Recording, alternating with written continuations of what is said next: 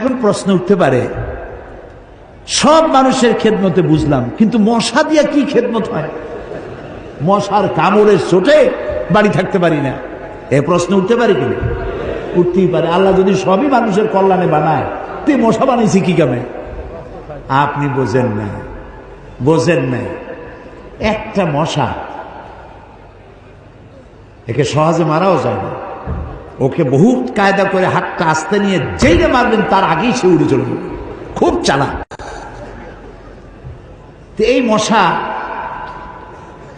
কি জন্য বানাইছেন আল্লাহ?